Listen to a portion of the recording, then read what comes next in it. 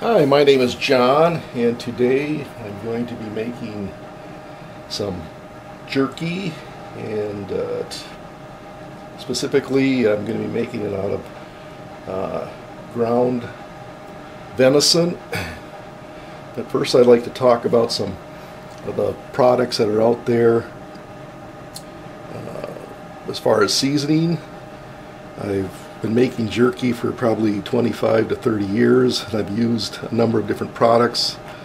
I started out probably with the High Mountain. The reason I started out with this is because you can mix up batches, as small as 1 pound on up, and they have a number of different blends. This one you see here is the original blend. I have another one here called Hunter's Blend. Today, though, I'm going to be using Cabela's original seasoning. Each of these packages contains a seasoning and a cure mix, and I've blended up the 2 packages. So this is what's going to go into the ground venison.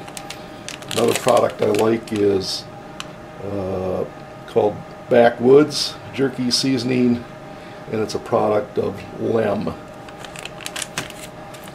So I've got my 5 pounds of ground venison in this big bowl. I'm gonna mix things up a little bit here first. Leave some indentations, and I started off by washing my hands very well. Pour a good portion in there. Again, mixing it. Flip it over. And do the same thing. Of course, add some more. Going for a good thorough blending of the seasoning with the ground venison.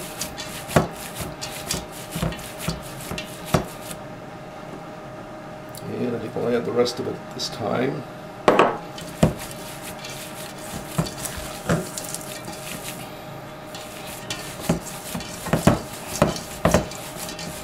Now, most of these products, the next thing it calls for is to add some water.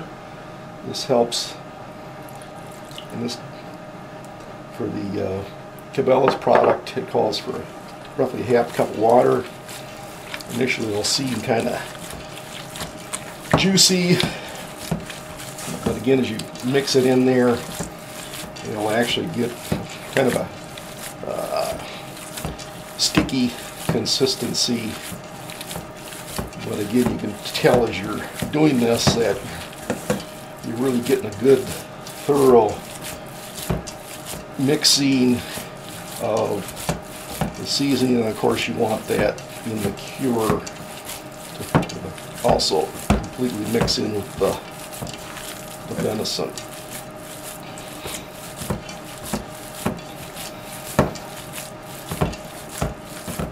Now the next step that I'm going to do, although for this particular package I'm using here with the Cabela's, doesn't call for it to be refrigerated,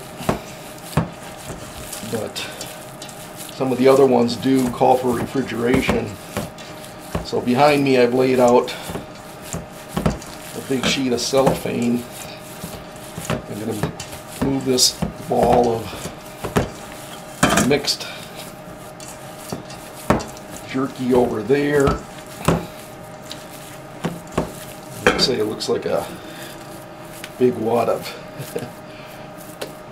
like meatloaf. So I'm going to step away here for a minute and get this on the cellophane. Okay, I've wrapped it up like this. At this point, I'll put one more piece of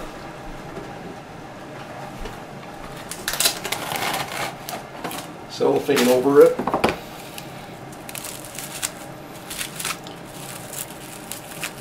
And seal it up. stops all any new air from getting in there. And I'm going to put this in the refrigerator. It could sit for a few hours to overnight. Could even actually sit in there longer at this point because you've got a seasoning and cure in there. And this way it won't dry out until you're ready to move on to the next step, which would be the putting the product into the dehydrator.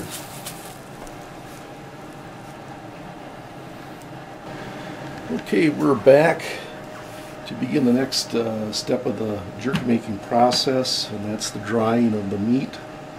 It can be done a number of different ways. I happen to be using a Nesco Garden Master dehydrator. Some of the features on this is temperature control. I want to be able to get the temperature up to 160 degrees. This particular unit has a good heat and air circulating system. It's actually the third dehydrator I've had since I've been making jerky.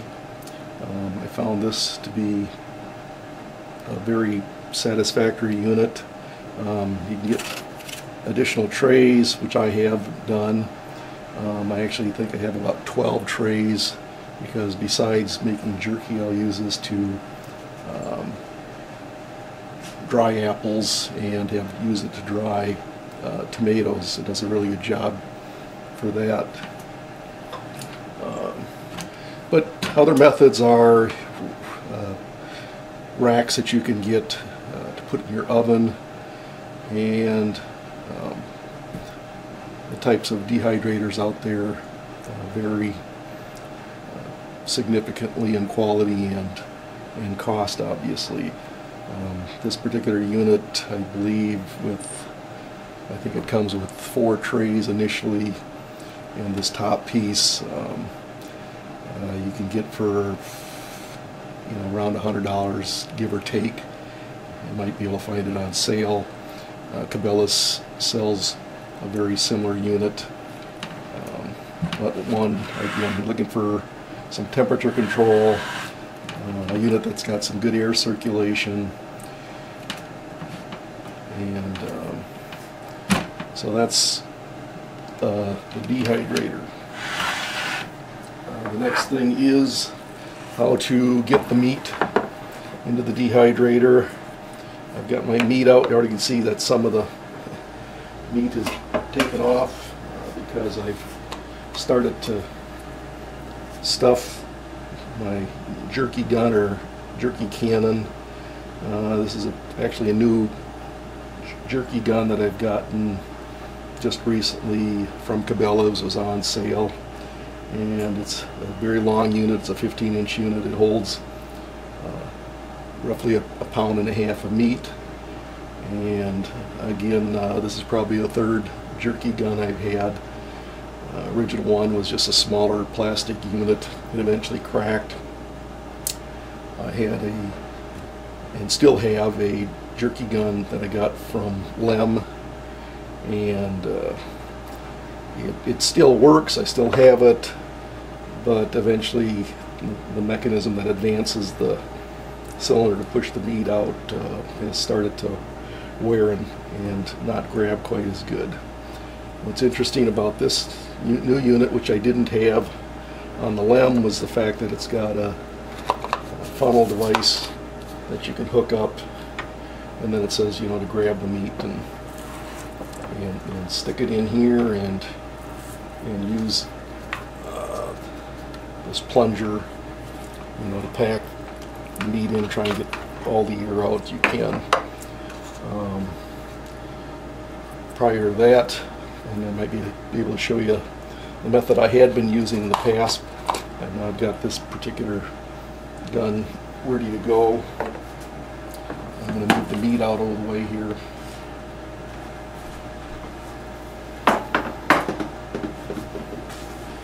And get my dehydrator back in view. There's different attachments. I'm going to use a wide one for laying out strips And then I'm going to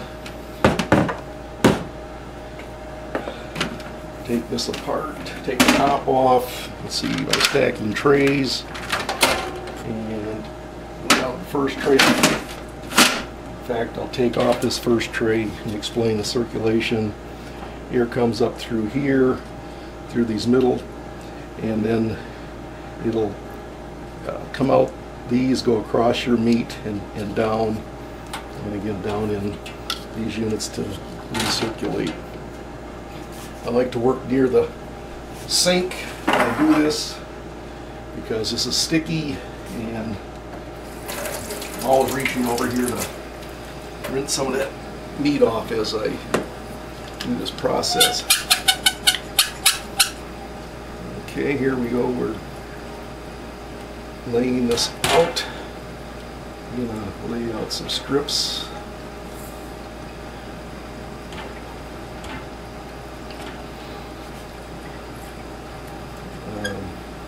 How you do this is obviously your own choosing.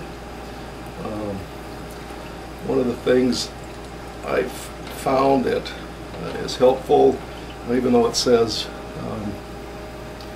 with this particular dehydrator, you know, you do not need to remove and restack the trays because the drying is uniform.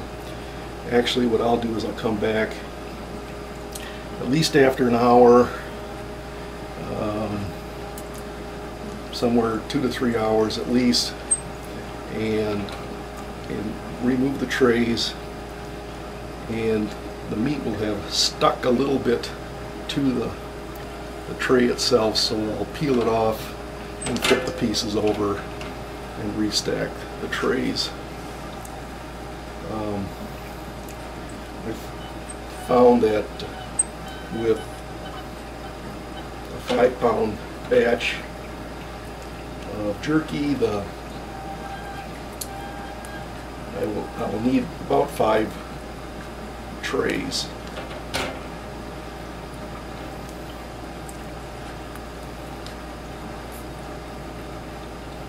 So you can see this part goes fairly quickly.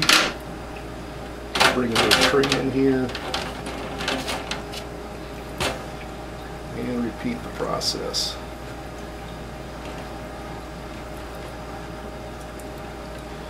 I find that usually this time of the year, it's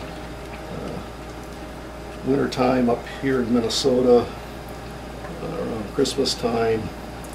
I'm making a lot of jerky. It makes a good gift that a lot of my friends have come to like.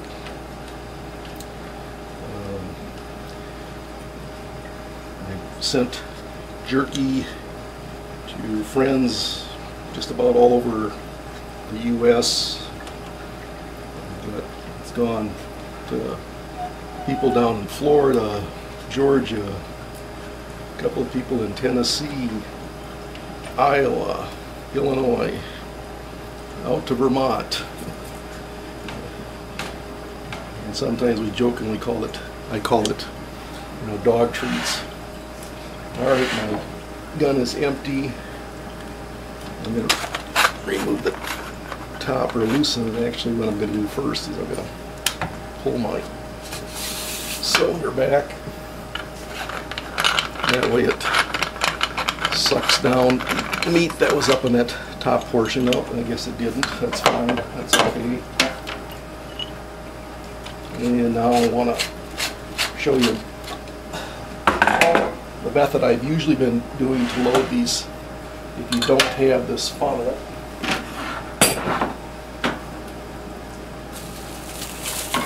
I'm going to slide my rest of my meat onto this tray, and then I just simply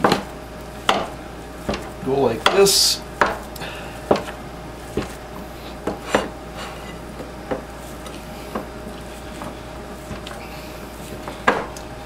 Forces the meat up into the tube and avoids, you know, the air bubbles. I've reached close to the end. I don't want to get it to quite come out the end. And actually, normally this comes out anyways. When I pull that cylinder back, I want that out. And again, like being close to some water, dip my hands in here, do a little twisting motion like that, rinse my hand off, attach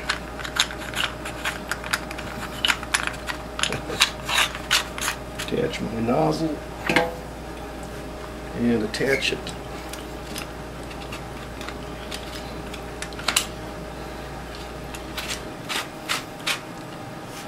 to the gun, and I'm ready to continue.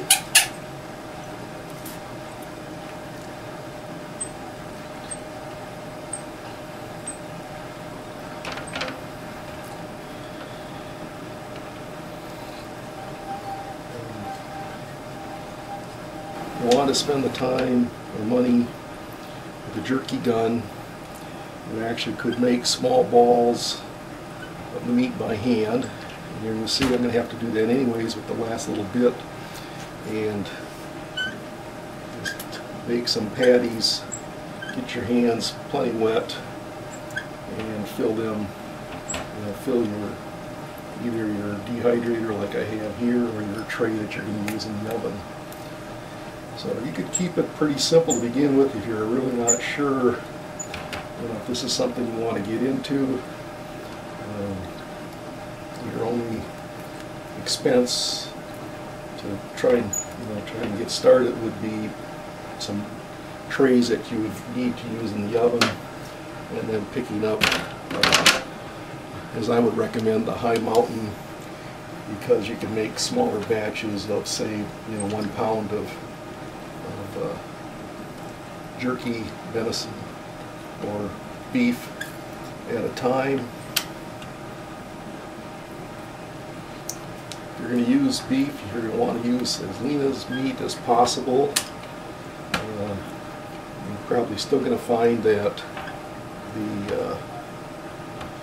when you're doing the drying process, and you'll usually see some information about it in the literature, but as this dries, the oil in the meat will beat up on top of the jerky, and at some point you're going to need to probably lay out some paper towels,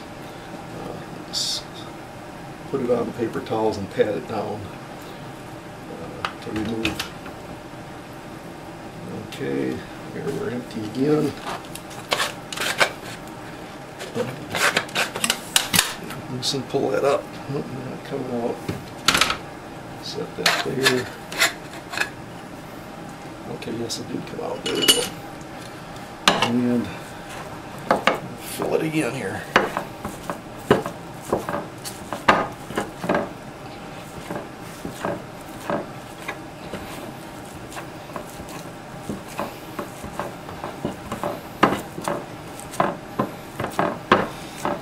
Say this is a little trick I discovered early on in the process, because again, as I mentioned, this stuff is quite sticky, and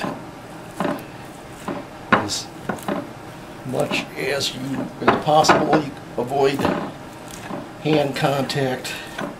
The less times you'll find yourself going to water to rinse yourself off here. Again, trying to get that off of those threads.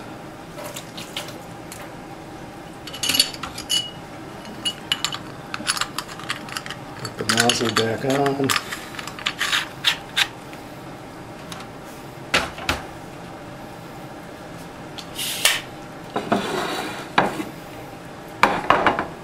Get this. Maybe in the camera view here a little bit better, you can see where I'm at now.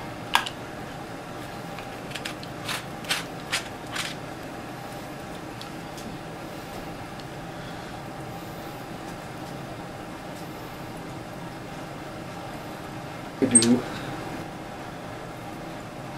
Again, goes back to the early days when these units were not necessarily noted for being reliable for what type of temperature they put out. But the last step that I do is I'll heat my oven up to 200 degrees, take a cookie sheet, move all of the jerky onto the cookie sheet and put it in the oven for 20 minutes at 200 degrees, and that pretty much assures killing off any potential bacteria that might have been picked up or survived this process.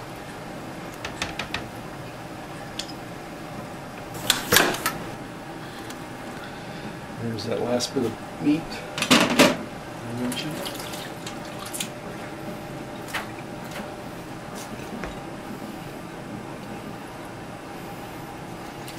And I'm just going to show you what I'm going to do here, but I'm going to be turning off the camera here shortly because I'm going to have to leave to go get another tray, and then you'll see this piece later on when we come back, roughly in a, like I say, hour or two. But again, if you didn't have a jerky gun, you could simply grab your balls of meat like that, and then set it on your tray or whatever method you're using, if it was an oven method.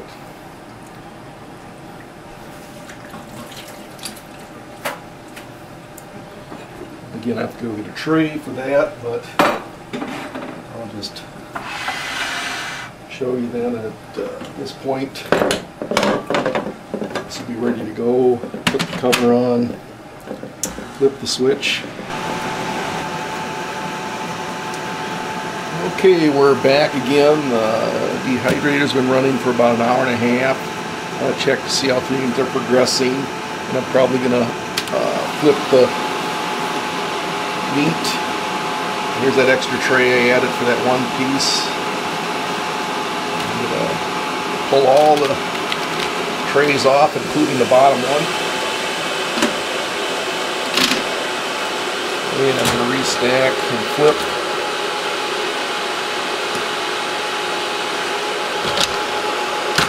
And you can't really tell maybe that well. Okay, now you come to this one where the meat is just slightly attached to the tray itself. You can see how it's holding together quite nicely. Just a quick little process here. Won't have to do this again. This will not stick. Once I've done this, I don't know if you can see, but there's a little bit of beading of the oil on the surface. Not going to worry about that right now either.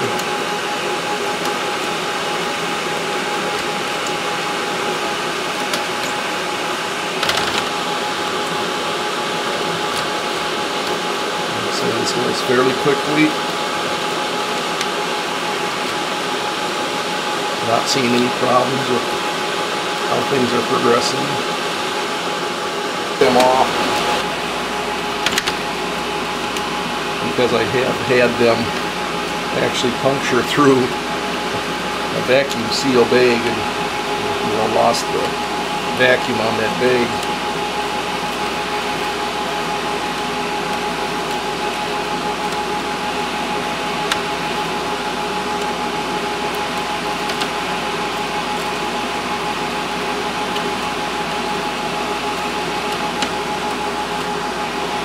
Based on feel, I'm guessing yes, another 3.5 hours, possibly more. I'll come back and check it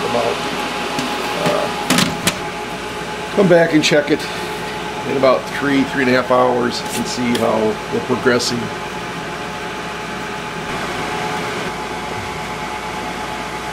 Okay, the jerky's been going for about 5.5 hours. We'll check it and see what we got.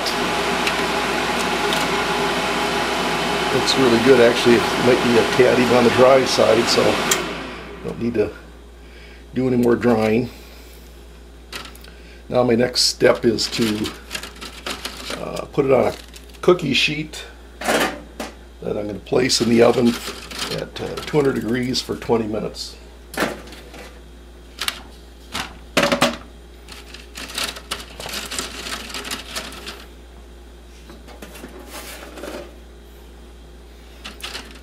See a little bit of oil beaded up on there. I may have to pat them down, but I'm going to wait till after they've been through the oven.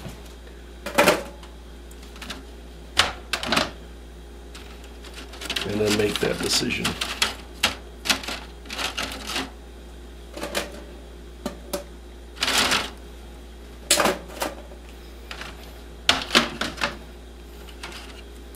Again, there's some flexibility there.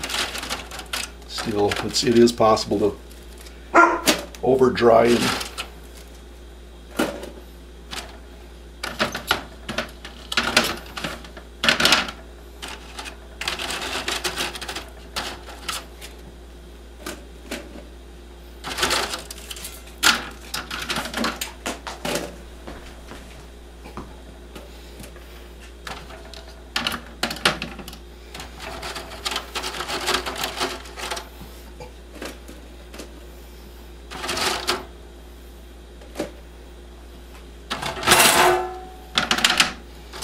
okay, there's a odd-shaped piece. Again, for some people, that's what they think of when they think of jerky, is something more like that shape.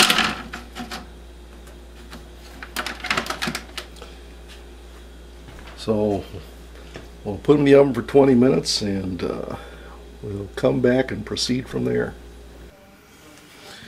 Okay, about ready to wrap things up here now. I've taken the jerky out of the oven. It's been in there for 20 minutes, kind of sitting here cooling. Noticing that there is some beading of oil, so I thought I'd just show you what I do. I laid out a paper towel and put some of the pieces on it, and I'll just put another piece on top and, you know, press down. At this point, then, it's a matter of, you know, how you want to store it.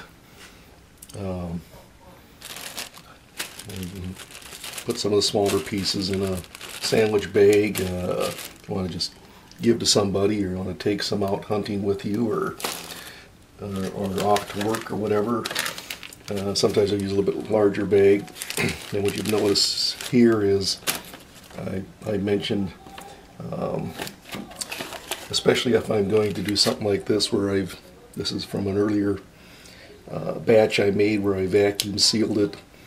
And I mentioned that these edges can be fairly rough, pretty sharp. So I'll take a game shears and snip them off, you know, and then bag them, vacuum seal them later. Definitely want the meat to cool down, the jerky to cool down before you do any vacuum sealing. So I'm going to wrap things up here. I guess just a quick review again. If you're going to get into it, haven't made jerky, don't want to get too big of an investment, I would say go the high mountain product route. Get a package of that. Start with the original seasoning type mix. You may need to get some of those square screen racks that can go in the oven and do your drying that way. And then if you don't want to get a jerky gun, just do the patty method. Just, you know, make a little ball, flatten it out, make sure your hands are wet, lay it out on the rack, and do your drying. And, you know, perfectly good jerky can be made that way. Or if you're going to get into big time like I've been for many years, yeah, you can get yourself a Nesco or even fancier dehydrator if you want. Again, I mentioned there was some other uses for the dehydrator, like apples and tomatoes and other fruit as far as that goes. And all I can say is I really enjoy it, and hope you've learned something and find it useful, and can get into making some of your own jerky in the near future.